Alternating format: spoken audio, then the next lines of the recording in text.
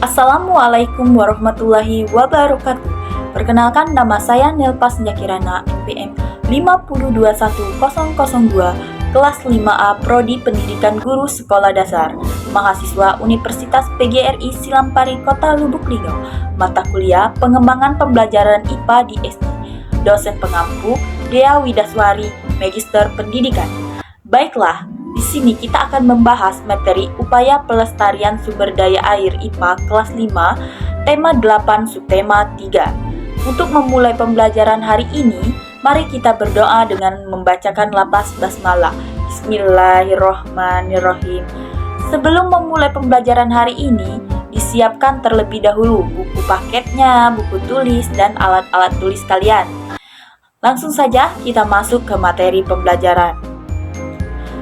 Makhluk hidup sangat membutuhkan air bersih dalam kehidupan. Untuk memenuhi kebutuhan akan air bersih, kita mengambilnya dari sumber air tawar, seperti air tanah, air sungai, dan air pergunungan. Ketersediaan air tawar sangat dipengaruhi oleh lingkungan. Persediaan air tanah bergantung pada luas daerah resapan air.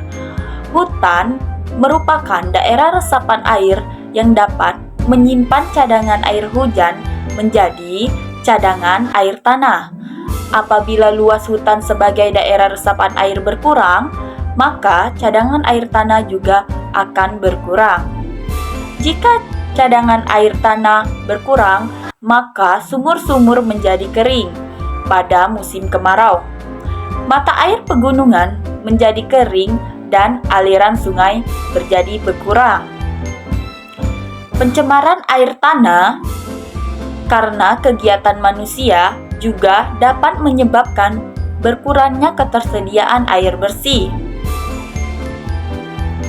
Selanjutnya, buangan air limbah yang berbahaya dari kegiatan industri menyebabkan pencemaran air.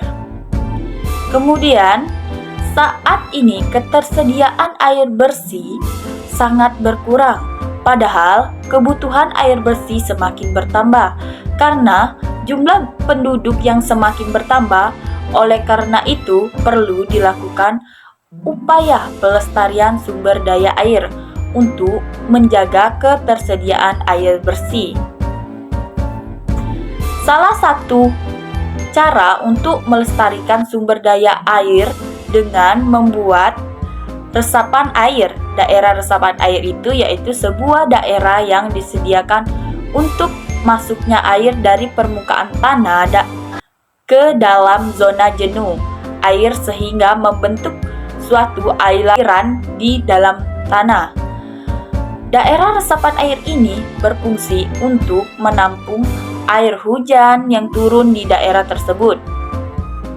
Secara tidak langsung, daerah resapan air menggenggam peranan penting sebagai pengendali banjir dan kekeringan pada musim kemarau. Seperti yang disebutkan sebelumnya, hutan merupakan daerah resapan air yang utama.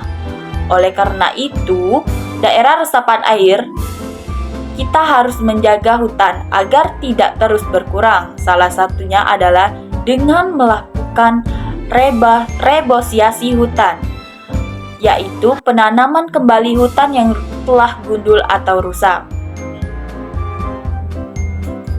Selain dengan cara-cara tersebut, kita dapat memperbaiki dan menambahkan daerah resapan air dengan melakukan langkah-langkah sebagai berikut.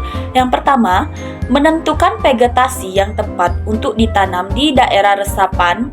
Beberapa di antaranya adalah bambu, beringin, rambutan, nangka, manggis, dan mantoa. Yang kedua yaitu memperbaiki kondisi tanah agar mudah menyerap air. Yang ketiga, membuat lubang biofori. Pembuatan lubang biofori dapat dilakukan secara pribadi di rumah-rumah sehingga jika dilakukan secara kolektif akan menambahkan jumlah resapan air di kota-kota besar. 4. Menambahkan ruang terbuka hijau misalnya tanaman kota. Menambahkan ruang terbuka hijau misalnya tanaman kota dapat menjadi daerah resapan air di tengah kota. Yang kelima, membuat sumur resapan yang dapat menyuplai cadangan air tanah. Dan yang keenam, menjaga luas daerah resapan air sehingga daerah tersebut tidak berubah menjadi bangunan-bangunan yang tidak ramah lingkungan. Seperti yang kita ketahui, di daerah pedalaman biasanya masih banyak sekali air yang keruh untuk kita proses menjadi air yang jernih menggunakan bahan-bahan yang ada di lingkungan kita, yaitu botol bekas, kapas, batu, arang, dan pasir. Berikut adalah video pembuatan penjernihan air menggunakan alat-alat yang ada di lingkungan kita. Yang pertama, kita sediakan botol aqua dulu. Kemudian kita bagi menjadi 2 bagian. Lubangi tutup botol tersebut, lalu kita masukkan kapas terlebih dahulu. Selanjutnya diisi dengan batu, arang, pasir, dan kapas lagi. Kemudian kita masukkan air yang keruh ke dalam media yang telah kita buat. Tunggu beberapa saat, air yang semulanya keruh akan berubah menjadi jernih. Perbedaan tersebut dapat dilihat ketika percobaan itu telah dilakukan.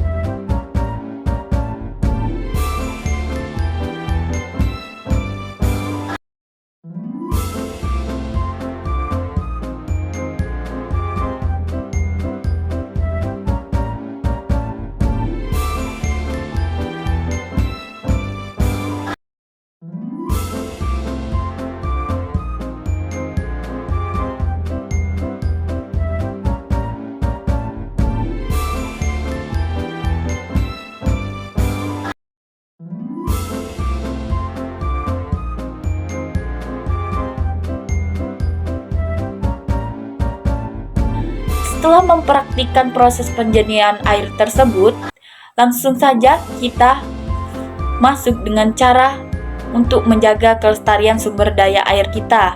Juga dapat melakukan hal-hal seperti berikut. Yang pertama, tidak melakukan pencemaran air dan tanah. Yang kedua, menghemat air bersih. Yang ketiga, mengelola limbah berbahaya sebelum dibuang ke perairan. Mungkin itu saja materi yang dapat Ibu sampaikan. Jika ada salah kata ataupun penyampaian, Ibu mohon maaf. Ibu akhiri. Wassalamualaikum warahmatullahi wabarakatuh.